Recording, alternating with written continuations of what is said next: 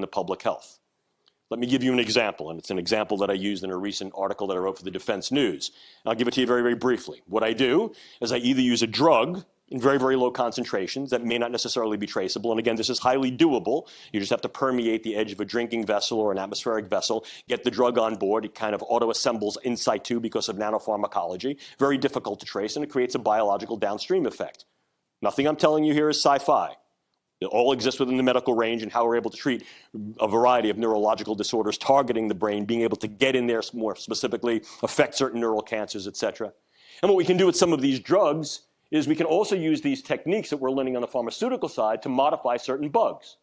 And we spoke earlier about a technique that's become very well known, CRISPR-Cas9, that allows us to literally modify bugs in a variety of different ways. So I now may be able to take a relatively harmless microbiological agent, a bacterium or a virus, do some gene editing and make this thing far more morbidly viable, make it far more virulent, and in some cases even make it far more lethal. But I don't want lethality, at least not necessarily. What I want is high morbidity.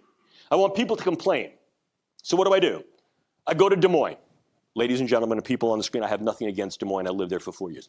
I go to Des Moines. I infect a couple of sentinel cases in Des Moines. I go to Seattle. I infect a couple of cases there. I go to North Carolina. I go to Wisconsin. What I'm doing is I'm using a dispersion methodology to be able to infect sentinel cases with a highly morbid condition. These individuals complain. Again, this is a central nervous system condition. So they're complaining of whatever the bug may do. It'll produce some cascade of neurological and neuropsychiatric signs and symptoms. And then what I do, the real bug that I use is the internet. I take attribution for that. Yes, I'm a terrorist group. And I have done this by infecting them with a highly lethal agent, and the first signs and symptoms of lethality are X, Y, and Z. These people are really sick with this. But then I say, others who are also infected will show subdromal, predromal signs of lethality, and what that will be is anxiety, sleeplessness, agitation. What I've now done is I've got every individual who is diagnostically hypochondriacal, and I've got every individual who's the worried well flooding the public health system, banging on the door. The CDC comes back and says, nonsense, that's not real. I come back and say, that's fake news.